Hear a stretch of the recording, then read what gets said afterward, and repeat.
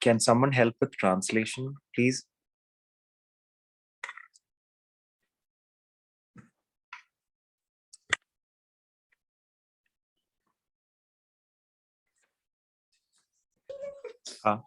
Can somebody help with translation? Yes, I'll do. Praise God. God was trying to teach me from a portion in Genesis chapter 32.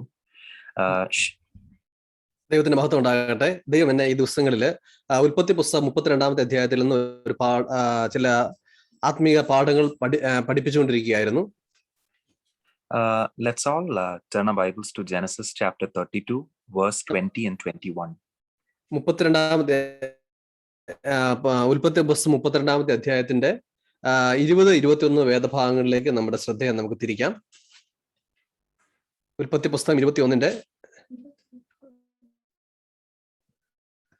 Can you repeat the chapter? Genesis 32, verse 20 and 21. 32-ാമത് ഉൽപ്പത്തി പുസ്തകം 32-ാമത്തെ അധ്യായത്തിന്റെ 20-21. അതാ നിന്റെ അടിയാൻ യാക്കോബ് പിന്നാലെ വരുന്നു എന്നും പറവിൻ എന്ന് അവൻ കൽപ്പിച്ചു. എനിക്ക് മുമ്പായി പോകുന്ന സമ്മാനം കൊണ്ട് അവനെ ശാന്തമാക്കിയിട്ട് പിന്നെ ഞാൻ അവന്റെ മുഖം കണ്ടുകൊള്ളാം, പക്ഷെ അവന് എന്നോട് ദയ തോന്നുമായിരിക്കും എന്ന് പറഞ്ഞു. അങ്ങനെ സമ്മാനം അവന്റെ മുൻപായി പോയി. അവനോ അന്ന് രാത്രി കൂട്ടത്തോടുകൂടെ പാർത്തു. Here we are actually seeing Jacob who is in so much fear and trying to win the acceptance of his elder brother Esau. ഈശാവിന്റെ ആ പ്രീതി സമ്പാദിക്കാനായിട്ട് ശ്രമിക്കുന്ന വളരെ ഭീതി നിറഞ്ഞ ഒരു അനുഭവത്തിലൂടെ കടന്നുപോയ യാക്കോബിനെയാണ് ഈ വേദഭാഗത്ത് നമുക്ക് കാണാനായിട്ട് കഴിയുന്നത്. Here we see Jacob trying to appease Jacob by giving gifts to him and hoping that he would see the face of Esau. ഒരു സമ്മാനങ്ങൾ യേശാവിന് സമ്മാനങ്ങൾ നൽകി യേശാവിന്റെ മുഖത്തെ പ്രസാദിപ്പിക്കാമെന്നും അങ്ങനെ മുഖാമുഖം കാണാമെന്നുമുള്ള ഒരു പ്രതീക്ഷ യാക്കോബിനുണ്ടായിരുന്നു. Now let's try and take a quick look at what went wrong in Jacob's life. നമുക്ക് വളരെ പെട്ടെന്ന് ഈ യാക്കോബിന്റെ ജീവിതത്തിൽ എവിടെയാണ് തെറ്റിപ്പോയത് എന്നുള്ളത് ഒന്ന് പരിശോധിക്കാം. We all know that Jacob was a deceiver and that Jacob cheated his elder brother Esau into winning his birthright. പിതാവിന്റെ ജന്മാവകാശം അല്ലെങ്കിൽ ജ്യേഷ്ഠാവകാശം വാങ്ങിക്കുന്നതിൽ തന്റെ സഹോദരനായ യേശാവിനെ കബളിപ്പിച്ച ഒരു വഞ്ചകനായിട്ടാണ് നമുക്ക് യാക്കോബിനെ കാണാനായിട്ട് കഴിയുക. We also know Jacob as a liar. ഒരു നുണയനായിട്ടും യാക്കോബിനെ നമുക്ക് കാണാനായിട്ട് കഴിയും. We see how Jacob disguised himself as Esau and steals the blessings from his father. യേശാവായിട്ട് വേഷം കെട്ടി തന്റെ പിതാവിനെ കബളിപ്പിച്ച് ജ്യേഷ്ഠാവകാശം കൗശലപൂർവ്വം വാങ്ങിച്ച ഒരാളായിട്ട് നമുക്ക് യാക്കോബിനെ കുറിച്ച് മനസ്സിലാക്കാനായിട്ട് കഴിയും. And the consequences that Jacob had to suffer was to live a life in fear, fleeing from the wrath of Esau. അതായത് അതിന്റെ പരിണിതഫലം എന്ന് പറയുന്നത് യാക്കോബ് തന്റെ സഹോദരനായ യേശാവിന്റെ മുൻപിൽ നിന്ന് ഓടിപ്പോയി വളരെ മരണഭയത്തിൽ എപ്പോഴും ആയിരുന്ന ഒരു അവസ്ഥ യാക്കോബിന്റെ ജീവിതത്തിൽ ഉണ്ടായിരുന്നു. We know from the Bible about Jacob as a man who dwelt in tents. നമുക്ക് ബൈബിളിന്റെ പേജുകളിൽ യാക്കോബ് കൂടാരങ്ങളിൽ വസിച്ച ഒരു വ്യക്തിയായിട്ട് നമുക്ക് മനസ്സിലാക്കാനായിട്ട് കഴിയും. We see him as a feeble person, always on the run for his life. ഒരു ദുർബല ഹൃദയനായ ഒരു മനുഷ്യനായിട്ടും തന്റെ ജീവനായിട്ട് എപ്പോഴും ജീവനെ സംരക്ഷിക്കാനായിട്ട് എപ്പോഴും ബദ്ധശ്രദ്ധനായ ഒരു മനുഷ്യനായിട്ട് യാക്കോബിനെ നമുക്ക് വേദപുസ്തകത്തിന്റെ താളുകളിൽ നിന്ന് വായിച്ചെടുക്കാനായിട്ട് സാധിക്കും. If we take a look into our lives today, we can really understand that we are really not much different from Jacob. നമുക്ക് നമ്മുടെ ജീവിതത്തെ ഈ യാക്കോബിന്റെ ജീവിതവുമായി ഒന്ന് തട്ടിച്ചു നോക്കിയാൽ യാക്കോബുമായിട്ട് വലിയ വ്യത്യാസങ്ങളൊന്നും നമ്മുടെ ജീവിതത്തിൽ നമുക്ക് കാണാനായിട്ട് കഴിയുകയില്ല. We were born in sin. നമ്മള് പാപത്തിൽ ജനിച്ചവരാണ്. We have lied, we have stolen, and we have deceived people in our lives. നമ്മൾ ധാരാളം നുണ പറഞ്ഞിട്ടുണ്ട്, ഒരുപാട് ആളുകളെ വഞ്ചിച്ചിട്ടുണ്ട്, ഒരുപാട് ആളുകൾക്ക് വളരെ മോശമായിട്ട് നമ്മൾ പെരുമാറിയിട്ടുണ്ടല്ലോ. We later on see in Jacob's life that he continues to flee from his brother Esau. But we see that God brings him to a point in his life where he has to face his brother Esau again. യാക്കോബ് ഇങ്ങനെ തന്റെ സഹോദരന്റെ ക്രോധത്തിൽ നിന്ന് രക്ഷപ്പെടാനായിട്ട് ഓടി നടക്കുന്നതിനിടയ്ക്ക് ദൈവം അവന്റെ ജീവിതത്തിൽ യാക്കോബിന്റെ ജീവിതത്തിൽ ഇടപെടുകയും തന്റെ സഹോദരനെ മുഖാമുഖം കാണാനായിട്ടുള്ള ഒരു അവസരം ദൈവം ഉണ്ടാക്കി കൊടുക്കുകയും ചെയ്തു. And Jacob knows that he has wronged Esau, and the only consequence for his sins is to be killed by Esau. യാക്കോബിന് അറിയാമായിരുന്നു തന്റെ ആ പാപത്തിന്റെ പരിണിത ഫലം എന്ന് പറയുന്നത് തന്റെ സഹോദരനാൽ കൊല്ലപ്പെടുക എന്നുള്ളത് മാത്രമാണ് തന്റെ മുൻപിലുള്ള വഴി എന്ന് ഒരുപക്ഷെ യാക്കോബിന് തിരിച്ചറിഞ്ഞിരുന്നു. When we look into our lives, we really are in that position as Jacob was. യാക്കോബ് എങ്ങനെയായിരുന്നോ ആ ഒരു നിലയിൽ നമുക്ക് നമ്മുടെ ജീവിതത്തെ കാണാനായിട്ട് കഴിയും. We all stand guilty in front of a just God. നമ്മളെല്ലാവരും നീതിമാനായ ഒരു ദൈവത്തിന് മുൻപാകെ കുറ്റമറ്റ മനസാക്ഷിയില്ലാതെ ആയിരുന്ന ഒരു അവസ്ഥ നമ്മുടെ ജീവിതത്തിൽ ഉണ്ടായിരുന്നു. And the only outcome is to be punished by this God. ഈ കുറ്റമില്ലാത്ത മനസാക്ഷിയുടെയും ഒക്കെ ഒരു പരിണിത ഫലം, ഒരേ ഒരു പരിണിത ഫലം എന്ന് പറയുന്നത് ഈ ദൈവത്താൽ ശിക്ഷിക്കപ്പെടുക, ശിക്ഷ ഏറ്റുവാങ്ങുക എന്നുള്ളത് മാത്രമായിരുന്നു. And we all were so damaged beyond repair like Jacob. നമുക്ക് യാക്കോബിനെ പോലെ നമ്മുടെ ജീവിതത്തിലും നമുക്ക് നന്നാക്കി എടുക്കാൻ പറ്റാവുന്നതിൽ അധികമായ രീതിയിൽ നമ്മുടെ ജീവിതം തകർന്നു പോയിരുന്നു, താറുമാറായിരുന്നു.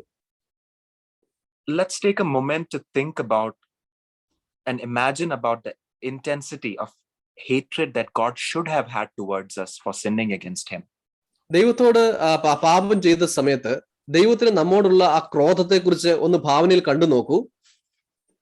Our sin was not that we sinned against man, but our greatest sin was that we sinned against this great God. നമ്മളെ പോലെയുള്ള സാധാരണ മനുഷ്യർക്കെതിരെയല്ല നമ്മൾ അതിക്രമങ്ങൾ തിന്മ ചെയ്തത്, മറിച്ച് വളരെ വിശുദ്ധനായ വളരെ വലിയ ഒരു ദൈവത്തിനെതിരെയാണ് നാം പാപം ചെയ്തത്. Jacob sinned against his brother and he knew that the consequence was death itself. യാക്കോബ് തന്റെ സഹോദരനെ വഞ്ചിച്ചപ്പോൾ അതിന്റെ പരിണിത ഫലമായി തനിക്ക് ലഭിക്കുന്നത് മരണമാണ് എന്നുള്ള കാര്യം യാക്കോബിന് അറിയാമായിരുന്നു.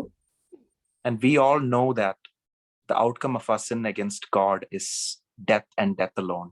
നമുക്ക് എല്ലാവർക്കും അറിയാം നമ്മുടെ ദൈവത്തിനെതിരെയുള്ള നമ്മുടെ പാപത്തിന്റെ പരിണിത ഫലം മരണം മാത്രമാണ് എന്ന് നമുക്കറിയാം. Eternal separation from God. ദൈവത്തിൽ നിന്നുള്ള എന്നേക്കുമായിട്ടുള്ള ഒരു വേർപാട്. And that is the wages of our sin. അതാണ് പാപത്തിന് ദൈവം നൽകുന്ന കൂലി അല്ലെങ്കിൽ പ്രതിഫലം എന്ന് പറയുന്നത്. Let's take a look again at Genesis chapter 32 verse 21. നമുക്ക് 21-ാമത്തെ വാക്യത്തിലേക്ക് വീണ്ടും മടങ്ങി വരാം. 32-ാമത്തെ അധ്യായത്തിന്റെ 21-ാമത്തെ വാക്യം. അങ്ങനെ സമ്മാനം അവന്റെ മുൻപായി പോയി, അവനോ അന്ന് രാത്രി കൂട്ടത്തോടുകൂടെ പാർത്തു. We see that Jacob is so much in fear about facing Esau that he sends a lot of gifts, close to about 600 animals ahead of him to please Esau. യാക്കോബ് തന്റെ തന്നെ ചെയ്ത കുറ്റത്തിന്റെ വ്യാപ്തി മനസ്സിലാക്കിയത് കൊണ്ട് ഏശാവിനെ പ്രസാദിപ്പിക്കാനായിട്ട് 600-ലധികം കന്നുകാലികളെ സമ്മാനമായി യാക്കോബിന് ആദ്യമേ തന്നെ നൽകി യാക്കോബുമായിട്ട് നിരക്കാനായിട്ട്, ഈശാവുമായിട്ട് നിരക്കാനായിട്ട് ശ്രമിക്കുന്ന ഒരു യാക്കോബിനെ നമുക്ക് ഈ വേദഭാഗത്ത് കാണാനായിട്ട് കഴിയും.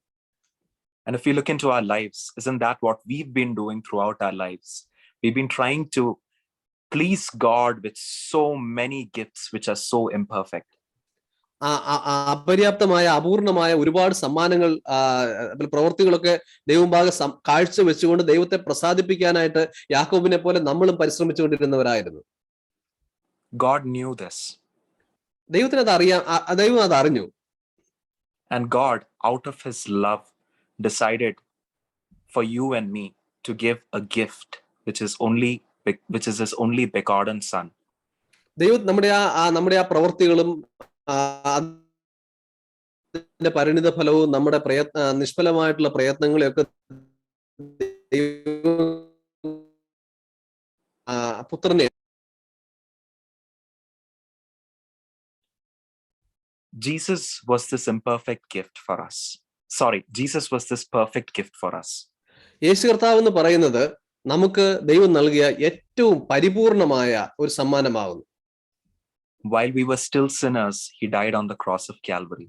നമ്മൾ പാപികളായിരുന്നപ്പോൾ തന്നെ യേശു കർത്താവ് കാൽവരിയുടെ മലയില് നമുക്കായിട്ട് മരിച്ചു.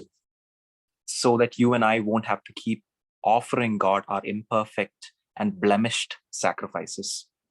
നമ്മൾ നമ്മുടെ പാപഭംഗിലമായ അപൂർണമായ സമ്മാനങ്ങൾ ദൈവത്തിന് സമർപ്പിച്ചുകൊണ്ടിരുന്ന സമയത്താണ്, സമർപ്പിച്ച് ദൈവത്തെ പ്രസാദിപ്പിക്കാനായിട്ട് ശ്രമിച്ചുകൊണ്ടിരുന്ന സമയത്താണ് യേശു കർത്താവ് നമുക്ക് വേണ്ടി മരിച്ചത്. The cross was really not a happy and joyful experience for Jesus. യേശു കർത്താവിനെ സംബന്ധിച്ച് സന്തോഷമുളവാക്കുന്ന ഒരു അനുഭവം അല്ലായിരുന്നു കുരിശിന്റെ വഴി എന്ന് പറയുന്നത്. Can we turn our Bibles to Isaiah chapter 53 verse 3 to 5? നമ്മുടെ ശ്രദ്ധയെ നമ്മുടെ കയ്യിലുള്ള ബൈബിളിലെ യെശയ്യാ പ്രവചനം 53-ാമത്തെ അധ്യായത്തിന്റെ 3 മുതൽ 5 വരെയുള്ള വേദഭാഗങ്ങളിലേക്ക് തിരിക്കാം. യെശയ്യാ പ്രവചനം 53-ാമത്തെ അധ്യായത്തിന്റെ 3 മുതൽ 5 വരെയുള്ള വേദഭാഗങ്ങൾ. അവൻ മനുഷ്യരാൽ നിന്ദിക്കപ്പെട്ടും ത്യജിക്കപ്പെട്ടും വ്യസനപാത്രമായും രോഗം ശീലിച്ചവനായും ഇരുന്നു. അവനെ കാണുന്നവർ മുഖം മറച്ച് കളയത്തക്കവണ്ണം അവൻ നിന്ദിതനായിരുന്നു. നാം അവനെ ആദരിച്ചതുമില്ല. സാക്ഷാൽ നമ്മുടെ രോഗങ്ങളെ അവൻ വഹിച്ചു, നമ്മുടെ വേദനകളെ അവൻ ചുമന്നു. നാമോ ദൈവം അവനെ ശിക്ഷിച്ചും അടിച്ചും ദണ്ഡിപ്പിച്ചും ഇരിക്കുന്നു എന്ന് വിചാരിച്ചു. എന്നാൽ അവൻ നമ്മുടെ അതിക്രമങ്ങൾ നിമിത്തം മുറിവേറ്റും നമ്മുടെ അകൃത്യങ്ങൾ നിമിത്തം തകർന്നുമിരിക്കുന്നു. നമ്മുടെ സമാധാനത്തിനായുള്ള ശിക്ഷ അവന്റെ മേലായി, അവന്റെ അടിപ്പിണരുകളാൽ നമുക്ക് സൗഖ്യം വന്നുമിരിക്കുന്നു. Amen. In Hebrews chapter 12, we read that for the joy set before him, he endured the cross.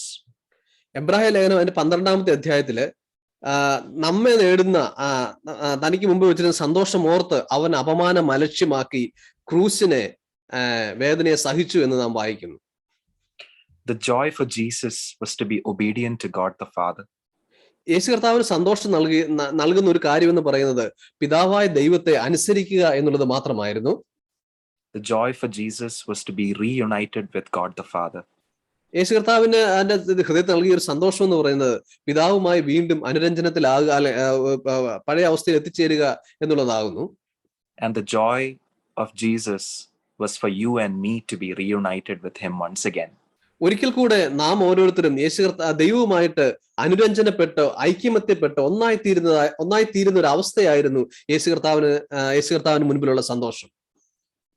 Jacob lived a life with a hope that he will be forgiven by Esau, and so that he would see him face to face and be accepted by him. യാക്കോബിന്റെ അവസ്ഥയെ ഒന്ന് ചിന്തിച്ചു നോക്കുക. തന്റെ സഹോദരനുമായിട്ട് നിരപ്പ് പ്രാപിച്ച് തന്നെ മുഖാമുഖം കണ്ട് ആ പഴയ അവസ്ഥ പുനഃസ്ഥാപിക്കുന്ന ഒരു അവസ്ഥ യാക്കോബിന്റെ ആ ഒരു മനസ്സിൽ എപ്പോഴും ഉണ്ടായിരുന്നു. And we see later on when Esau sees Jacob that he runs to him, embraces him and gives a kiss on his neck and forgives him. നമുക്ക് ആ തുടർന്നുള്ള അധ്യായങ്ങൾ നമ്മൾ വായിക്കുന്ന സമയത്ത് യേശാവ് യാക്കോബിനോട് എങ്ങനെയാണ് ഇടപെട്ടതെന്ന് കാണാനായിട്ട് കഴിയും. യേശാവ് ഓടി വന്ന് കെട്ടിപ്പിടിച്ച് 2 കവിളിലും തന്റെ അനിയനെ യാക്കോബിന് ഉമ്മ വെക്കുന്ന ഒരു അനുഭവം നമുക്ക് അവിടെ കാണാനായിട്ട് കഴിയും. And hasn't Jesus done for us more than this? ഈ യേശാവ് എന്ന് പറഞ്ഞ ഒരു മനുഷ്യൻ ഇത്രയും ചെയ്തെങ്കിൽ അതിൽ എത്രയോ മടങ്ങ് അധികമായി മഹാകാരുണ്യവാനായ സ്നേഹവാനായ യേശു കർത്താവ് നമ്മളോടും ചെയ്യും. He has forgiven our transgressions. നമ്മുടെ അതിക്രമങ്ങൾ അവൻ ക്ഷമിച്ചു. He has given us the blessing of seeing God every day face to face through his word. നമുക്ക് നൽകിയ ഏറ്റവും വലിയ അനുഗ്രഹം, യേശു കർത്താവ് നൽകിയ ഏറ്റവും വലിയ അനുഗ്രഹങ്ങളിൽ ഒന്ന് ദൈവത്തെ തന്റെ വചനത്തിലൂടെ ഓരോ ദിവസവും മുഖാമുഖമായി കാണുന്ന ഒരു അനുഭവം നമുക്ക് സാധ്യമാക്കി തന്നു എന്നുള്ളതാകുന്നു. And he will also give us that day, that one day when we will see God face to face. നമുക്കായിട്ട് യേശു കർത്താവ് നൽകുന്ന അതിമഹത്തായ ഒരു അനുഗ്രഹം എന്ന് പറയുന്നത് ദൈവത്തെ മുഖാമുഖമായി കാണാനായിട്ടുള്ള ഒരു അവസരം ആ യേശു കർത്താവിലൂടെ ദൈവം നമുക്ക് സാധ്യമാക്കി തന്നു. We heard in the worship song today that the words were, one day we will see him face to face, and on that day we will be changed. നമ്മൾ പ്രഭാതത്തിൽ പാടിയ പാട്ടിന്റെ ഒരു വരി ഇങ്ങനെയാണല്ലോ, ഒരിക്കൽ നാം അവിടുത്തെ മുഖാമുഖമായി കാണും, അങ്ങനെ നമ്മൾ സമ്പൂർണമായി രൂപാന്തരപ്പെടും, മാറ്റമുള്ള അനുഭവത്തിലേക്ക് വരും എന്ന് രാവിലെ പാടുകയുണ്ടായല്ലോ. We can only bow down in front of this great God who has done so much for us, and it is so hard to explain it with the words that we have. നമ്മളെ ഇത്രയധികം സ്നേഹിച്ച ഒരു ദൈവത്തിന് മുൻപാകെ കവിണ്ണു വീഴുകയല്ലാതെ നമുക്ക് മറ്റൊന്നും ചെയ്യാനായിട്ട് കഴിയുകയില്ല. Let's tell this God, oh God, I am so unworthy of your loving kindness. നമ്മുടെ ഹൃദയത്തിന്റെ അടിത്തട്ടിൽ നിന്ന് നമുക്ക് ദൈവത്തോട് പറയാം, ദൈവമേ, നിന്റെ ആർദ്ര കരുണയ്ക്ക് ഞാൻ സ്വീകരിക്കുവാൻ എനിക്ക് യാതൊരു യോഗ്യതയുമില്ല. He alone is worthy and he alone is the only good shepherd. അവൻ മാത്രമാണ് യോഗ്യൻ, അവൻ മാത്രമാണ് നല്ല ഇടയൻ. In John chapter 10, we see how Jesus keeps repeatedly saying, I am the good shepherd. I lay down my life for you. യോഹന്നാന്റെ സുവിശേഷം 10-ാമത്തെ അധ്യായത്തിൽ യേശു കർത്താവ് ആവർത്തിച്ച് പറഞ്ഞുറപ്പിക്കുന്ന ഒരു സത്യമുണ്ട്. ഞാനാണ് നല്ല ഇടയൻ, ഈ നല്ല ഇടയനായ ഞാൻ നിങ്ങൾക്ക് വേണ്ടി, എന്റെ ആടുകൾക്ക് വേണ്ടി തന്റെ ജീവനെ നൽകുന്നു എന്നുള്ള കാര്യം. Why does he say this repeatedly? എന്തുകൊണ്ടാണ് കർത്താവ് ഈ ഒരു പ്രത്യേക സത്യം ആവർത്തിച്ച് പിന്നെയും പിന്നെയും പറഞ്ഞുകൊണ്ടിരിക്കുന്നത്? So that you and I can have abundant life. ഒറ്റ കാരണമേ ഉള്ളൂ, എനിക്കും നിങ്ങൾക്കും ജീവനല്ല സമൃദ്ധിയായ ഒരു ജീവൻ നമുക്ക് ലഭിക്കേണ്ടതിന് വേണ്ടിയിട്ടാണ്. I pray that God enables all of us to worship him today from our hearts. നമ്മുടെ ഹൃദയത്തിന്റെ അടിത്തട്ടിൽ നിന്ന് ഈ ദൈവത്തെ ആരാധിക്കുവാൻ ദൈവം നമ്മളെ സഹായിക്കട്ടെ എന്ന് ഞാൻ പ്രാർത്ഥിക്കുന്നു. Praise God. ദൈവം